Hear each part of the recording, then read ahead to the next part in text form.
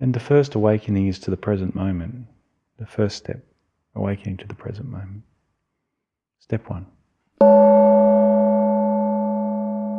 Here we are.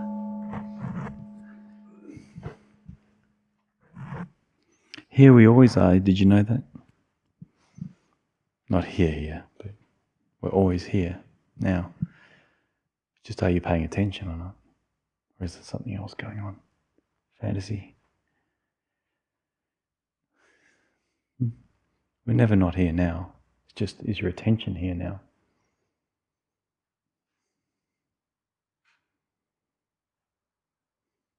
And if your attention here now is around long enough, and the distraction reduces and reduces and reduces, you start to go, oh my goodness, I'm happy.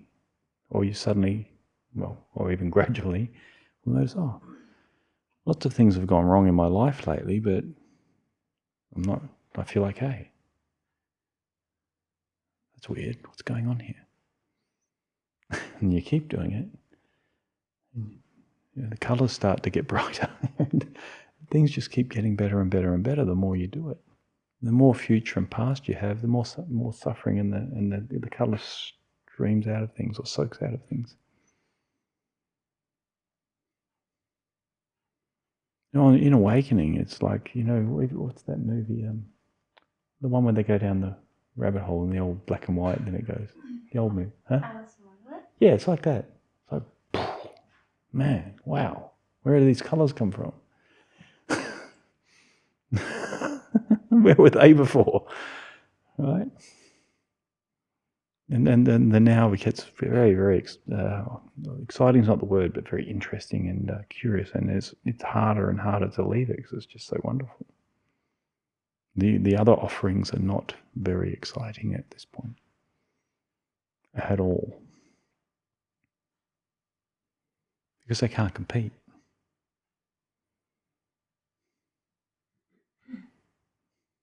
It's like you want a delicious ice cream, or you want to chew on his socks after a week at work, It's like that, honestly, but before the socks were delicious. Like that, because you didn't know any better. That was what you were given and told. Socks are delicious. And you were raised that way, and your parents were living that way, and your family and friends and everyone in the village and everyone were all living this way, not aware. And maybe on the outskirts of town there's some people that were just seeing all that, and they were starting to discover more beautiful flavours. Usually they're tucked away, they're not in the middle of everything, getting confused and keeping up with the goss.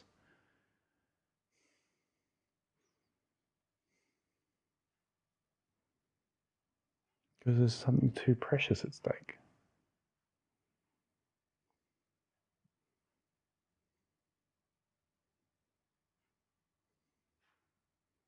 And the first awakening is to the present moment. The first step, awakening to the present moment. Step one. Awakening one. As you may notice, the mind likes to dance and run around and tease us and bully us and make decisions and judge. We have to cultivate and work out what is leading us astray, can we say? And hunting it out. And it's a little bit different in everybody. Similar, basic frameworks are similar, but nuanced between each and every individual.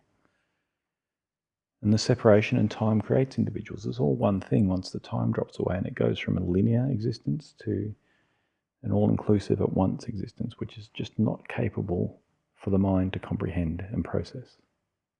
There's a complete letting go. And there's a whole different process that comes in, a different operating system that kicks in. And it's not a new one. It's been around for a very, very, very long time. It's actually the correct one, the accurate one. The one when the guff and the gossip and the problems have dropped away, that's what's left. That's the real one. The one that's joyful and blissful and peaceful. And let's be careful with the word bliss. Bliss, the Sanskrit word bliss, actually translates to equanimity, just so you know. Right? Equanimity is all you need. You don't need bliss, trust me. Equanimity is enough, and the feelings that come with that can be what we would call blissful, but it's based in equanimity.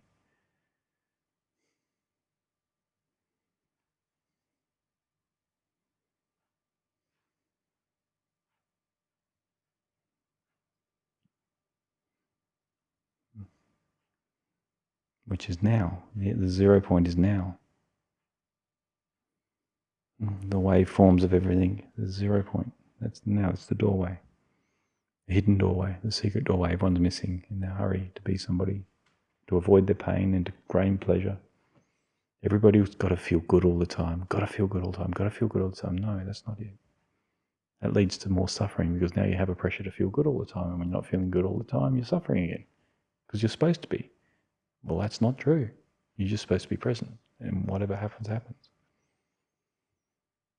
We're obsessed with feeling good. That wasn't even an option on the radar back until very recently. Now we've all become emperors and empresses with a luxury in what we live in, and we can eat whatever food we want from anywhere in the world any day of the week.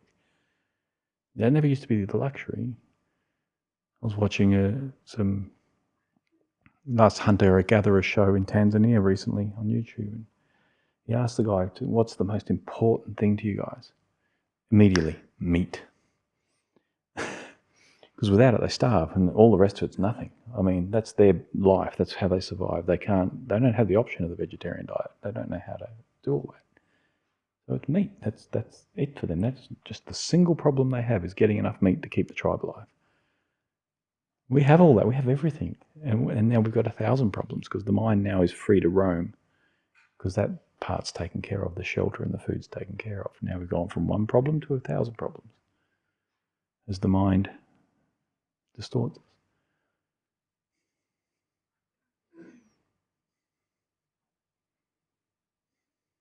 So it's returning back to simplicity. It doesn't mean you have to eat meat or that's your most important thing, but you can actually take advantage of this incredible opportunity we've been given where it's quite easy to sustain yourself very well and not get obsessed in that and keep fluffing pillows and buying new pillows for your whole life and actually use that time wisely to become present and discover what you are at a deeper level.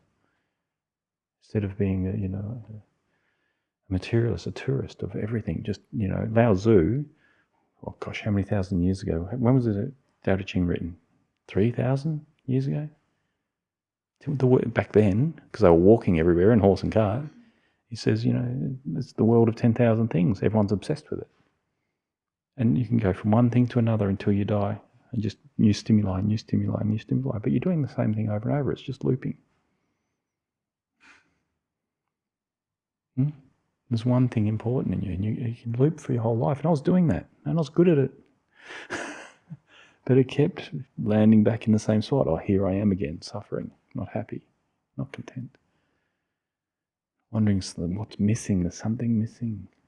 I don't know, but I wanted to find what was missing. That's what it is. That was the yearning all along, to find what I'm talking about here. And it's a yearning in everybody. It's just, is it activated and how strong is it? And the yearning shows up as pleasure seeking or just trying to keep yourself stimulated or drinking alcohol or whatever else. But the true seeking of what all that is narrowing down to is, what am I really? Is what is actually being sought. You're seeking yourself.